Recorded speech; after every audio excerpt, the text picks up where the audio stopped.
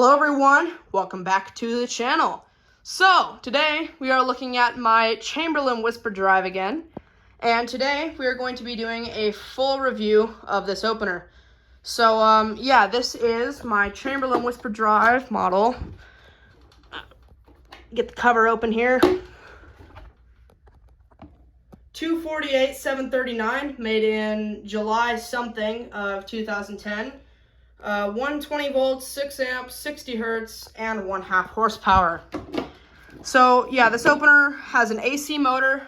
It's just like every other, Chamberlain opener with an AC motor. It does not have a gear case. Gears are exposed in there. This one is a belt drive, of course. New style belt, obviously, being made in 2010. I put fresh grease on this belt just to keep it nicer. Wall button that would have been to this would have been the Chamberlain Soft Glow version of the 78LM. Don't have one of those though, so I'm using my 98LM there.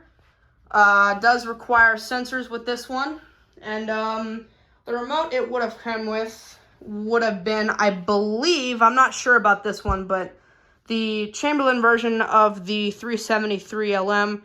Not sure what the model number of that is, but yeah. So anyway, I guess let's go ahead and give this a run. Like I said, 1/2 horsepower belt drive.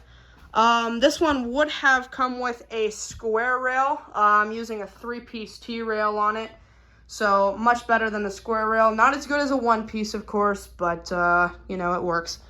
So yeah, let's run this with a 98LM. With this button, you have the light or motion detector there. Light there. You can lock out remotes with this. And oh yeah, and I got some shelving for over here.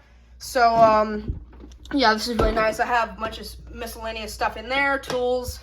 Got all my sensor stuff, and I have all my wall buttons and remotes in here. And I did keep the original button to that 3585, so that's nice.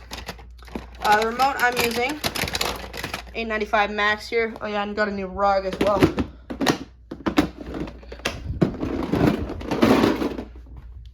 And here's that 8355. I used the board from the 8165 to fix it.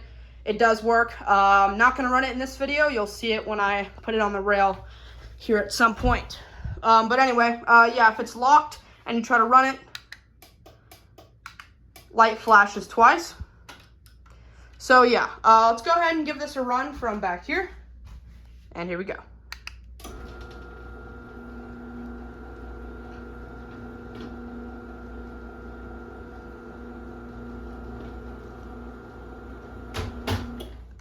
Yeah, and this thing is unbelievably quiet. Most of them are pretty quiet. I lucked out and got a really quiet one.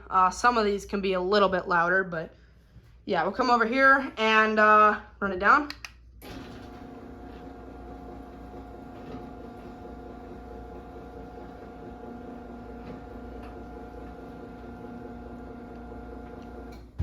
So yeah, about a 10-second operation time, which makes it, just about the same as every other LiftMaster AC motor, 1/2 horsepower opener does.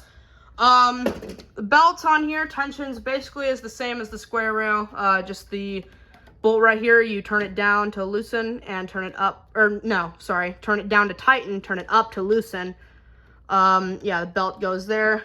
The belt should have some wiggle in it.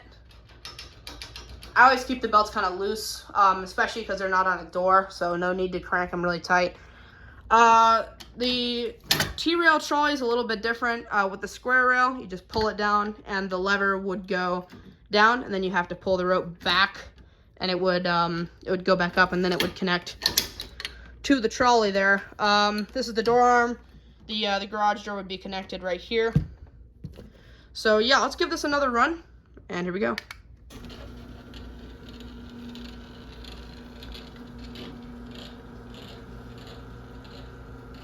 Trolley's vibrating a bit. So yeah, if we take off this light cover here on the right side of the machine, there we go. Huh, it's kind kind of bent. Anyway, there's your wiring. These wire the same as every other LiftMaster opener. Wall button wires are in these two, and the sensors are in those two. Purple learn button, so 315 megahertz opener. There are your force adjustments right there, so that's how hard the opener needs to pull to get the door up or down. You should be able to push up or pull down on the door depending on which way it's traveling, and get it to stop. On the other side, move these wires out of the way. On the other side,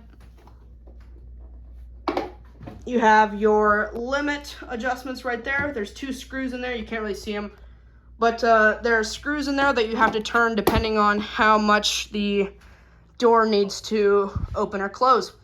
So, yeah, and there's your sprocket cover there. 2 screws that hold that on.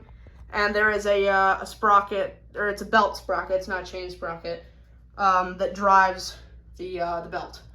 So, yeah, there you go. I guess we'll run it down again, or we'll give a demonstration of the safety sensors. We'll use the 98LM.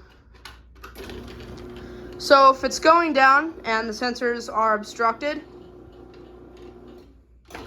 door will reverse and the light on the opener will flash 10 times.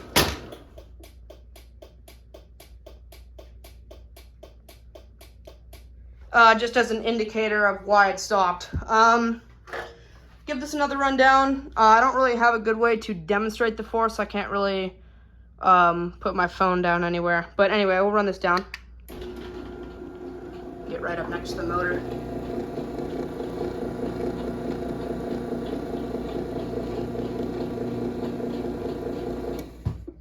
So, yeah, the rail bolts, there's just 2 right there. On the square rail, there's a separate bracket that comes out of the rail and actually bolts in there. The T-rail is just all one piece. So, yeah, I think I've pretty much covered everything.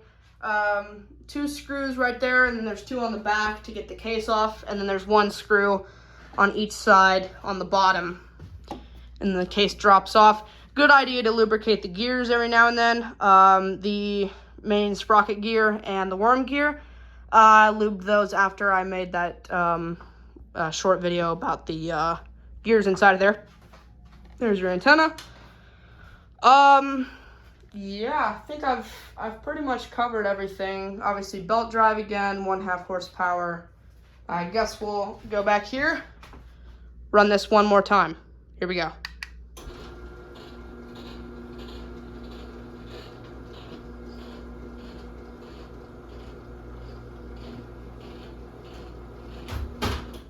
Yeah, and this trolley sounds like it's scraping for some reason.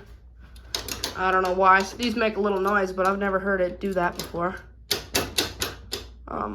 Maybe the door arm has something to do with it. I don't know. Anyway, we'll run this down and that'll be it.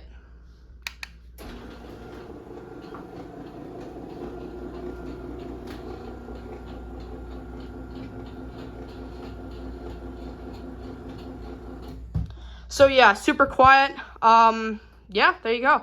That is a review of my Chamberlain 248 739 1/2 horsepower Whisper Drive garage door opener. Like I said, 8355 here. I'm going out of town soon. I'm actually going to my aunt's house with, ironically, the 8355 at her house. I think might be installing an opener there. We'll see if that happens or not. Don't want to make any promises. But yeah, here's that 8355 made in 2013.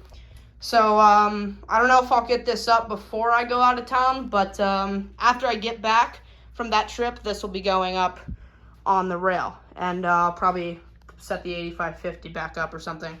So yeah, thank you guys so much for watching. That's a review of the Chamberlain Whisper Drive. Thanks for watching. Comment, like, and subscribe to the channel, and I'll see you in the next one. Peace.